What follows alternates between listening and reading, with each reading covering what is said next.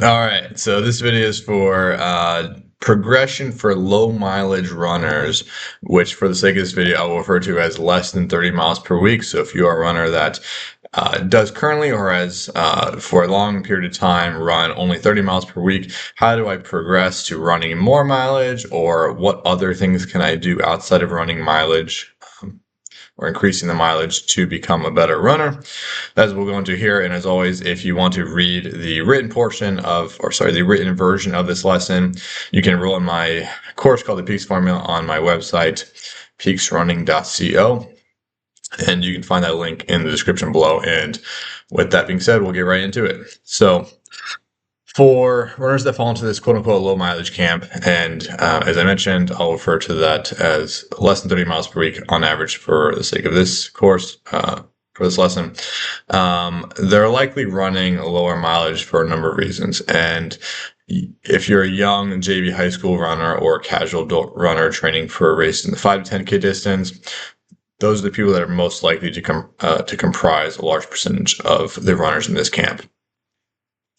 If you're a freshman high school boy or girl and are new to running, the demands of running can be a lot for your body to adapt to while physically developing, and while also having to deal with the peer pressures of other classmates that basically treat every run like it's a race when you're at track practice.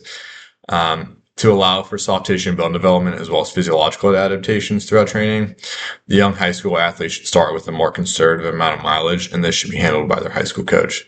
And so because their training is likely to be overseen by someone else, in most instances, I don't think anything else needs to be said further with that regard, so I'll leave that up to them. When it comes to adults that are either new to running or have always only run a lower amount of mileage, again, less than 30 miles per week or so, and they want to do more, I would say the first step is to consider what you're currently not doing. So if you are handling low mileage without any issues and want more of a challenge, then the answer might not simply be more mileage. There's several questions we can ask ourselves. Are you only running easy mileage, or are you also incorporating different types of workouts into your training plan? What kinds of workouts and how often? Are you doing long runs that comprise at least 20 to 30% of your weekly mileage? Have you tried adding in quality into your long runs in the form of pickups, alterations, progressions, or intervals in the middle of a long run at half marathon pace or marathon pace? And do you have a consistent lifting regimen? And then how often are you doing it? What does it consist of? And so on and so forth. The second step, once you've identified what you're doing in your training, and the next plan of care should be to incorporate those new variations of training runs or a consistent strength training program into your current training regimen. When training ourselves, it's often easy for us to choose a path of least resistance and do certain workouts that we enjoy and have always done. And that's what I see a lot in athletes that I pick up as I start coaching them. But at a certain point, your body adapts to that stimulus, and it adapts to the mileage we've been doing for months or years on end, and it needs a new challenge. So I would start by beginning to identify what you're currently not doing and try to implement those aspects of training into your current weekly regimen. See if you notice a difference.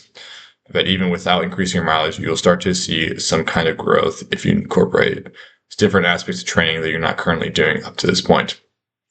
With that, I will leave it.